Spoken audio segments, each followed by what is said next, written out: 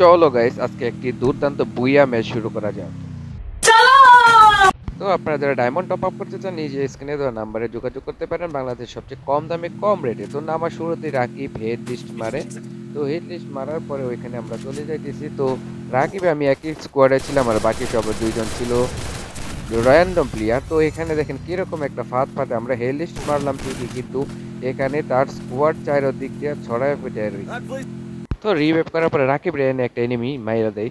তারপর আমি এখানে চলে আসি একেবারে মুখোমুখি সংঘর্ষ মামুর সাথে। তারপর এখানে উড়াদুরা ফাইট চলতেছে, তারপর ধীরে দিলাম মামুরের নক। এরকম একটি দুর্দান্ত খেলা হবে এটা ভাবতে পারি না। তো শেষ পর্যন্ত আপনারা দেখতেই থাকুন। তারপর রাকিব তো রিভাইভ করতে হবে, তারপর লুট টুট করতেছি। তারপর চলে গেলাম রিভাইভ করার পর এখানে চলে আসছি। যেহেতু এখানে লার্জন পড়ছে, তো ওরা দুরা ফাইট হবে। তো দেখেন এখানে একটা মামুর সাথে আমার মুখোমুখি সংঘর্ষ হয়। এই যে দেখেন সিস্টেম পার দেंगे। তো মামুরে দিয়ে দিলাম আকাশে পাঠাইয়া। তারপরে দেন কিভাবে পুষ্পার একটা ইমোট মাইরা দেয়। তো এখানে তো এনিমি নাই, যেহেতু এখানে আরামসে একটা ইমোট মারতে হবে, বা ইমোট মারতেছি। তারপর রাকিব রে ওরা সবাই দৌড়াদৌড়ি করে চলে আসছে ঝুন কাভারে। তারপর আবার গাড়ির কাছে দৌড়ে গেলাম, গাড়ি নিয়ে কাভারে চলে আসলাম এখানে। তো র্যান্ডম প্লেয়ার ছিল পাকনা, তো কথা শুনে নাই, 2 নাম্বার সে চলে গেছে। তো যাওয়ার পর একটা মারা গেছে, এই ফাঁকে আমার নক করে দিয়ে দিয়েছিল। তো এটা ছিল র্যান্ডম রেডি কিলার। তারপর ওর সাথে ওরে আমার রিভাইভ করে দেয়। তারপরে বললাম যে রাকিব কাভারে থাকিস, বুইয়াটা আসবে। তারপর এদিক দিয়ে এক মামুরে মারতেছি।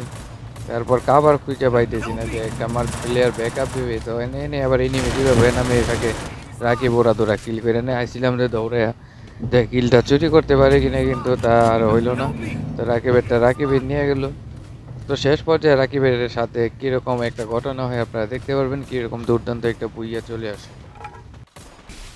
তো এখানে আবার লেডি কিলারে কি নক করে দেয়। তো আমি ক্যারেক্টার সাইডে দেওয়ার পরে ওর রিপেপটা ধরি। তারপরে বললাম যে ভাই একসাথে থাকি, যেভাবে বইয়া আনতে হবে। ওর বলতেছে ভাইয়া কোকিল কণ্ঠে সুরে বলতেছে ভাইয়া সমস্যা নেই, আমি আপনাদের সাথেই থাকবো। টপ 10 হয়ে গেছে। টপ 10 হওয়ার সাথে সাথে তো আমি একটা মারতেছিলাম, নক হয়ে যাই। তারপরে এটা ক্লিয়ার হবে পরে। তারপরে ওরা তোরা ক্লিয়ার হয়ে গেল। তারপরে সবাই বলতেছে সামনে আগা। তো রাকিব চলে গেছে আগে, এখান থেকে এক গাড়ি আসতেছিল। তো গাড়ির সবাই মারতেছিলাম, তারপরে গাড়ি গেল ফাইটা।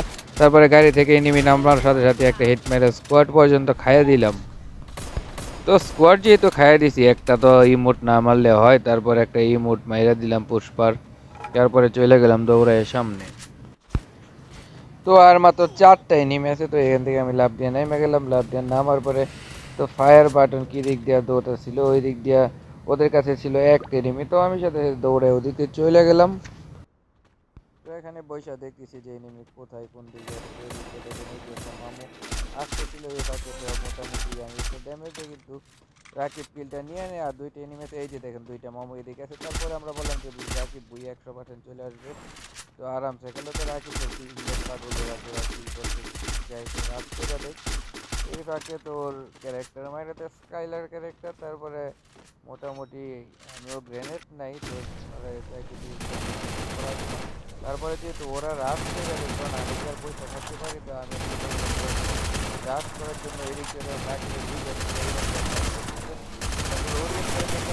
একটা মামা